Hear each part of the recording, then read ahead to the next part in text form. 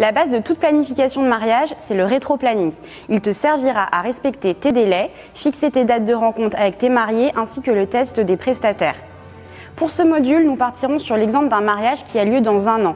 Bien sûr, si le mariage est dans 6 mois, adapte tout ton rétro-planning en fonction du délai dont tu disposes.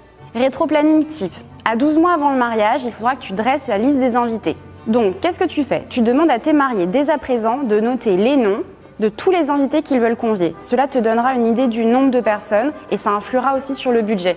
Il faudra décider qui recevra un faire-part, qui sera convié au vin d'honneur ou à l'ensemble des festivités. Ensuite, le lieu de réception. En fonction de ton carnet d'adresses et surtout des envies des mariés, mets-toi à la recherche d'un lieu accessible, proche de la mairie ou du lieu de culte dans lequel aura lieu le mariage. De nombreuses possibilités s'offrent à toi.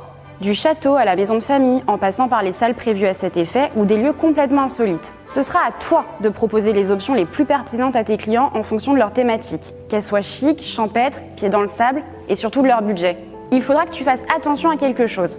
En fonction de la région et de la période de l'année, certains lieux sont pris d'assaut et réservés parfois 2 ans à l'avance. Une fois que tu auras trouvé 3 à 5 lieux, contacte-les pour savoir si la date arrêtée pour le mariage est disponible. Ensuite, propose-les à tes mariés. S'ils sont séduits, organise une visite des lieux. En tant qu'interlocuteur principal, tu fais le lien entre tes clients et tes prestataires. Donc c'est au moment de chercher le lieu que tu devras poser des questions aux commerciaux événementiels du lieu qui te serviront à l'organisation de ton événement.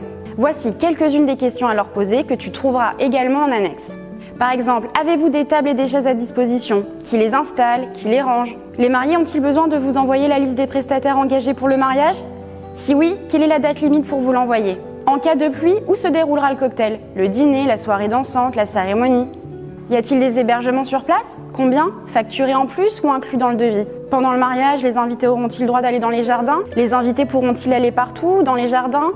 Les bougies seront-elles autorisées? En intérieur, en extérieur? Plein de questions comme ça qui sont indispensables pour toi et pour le lieu.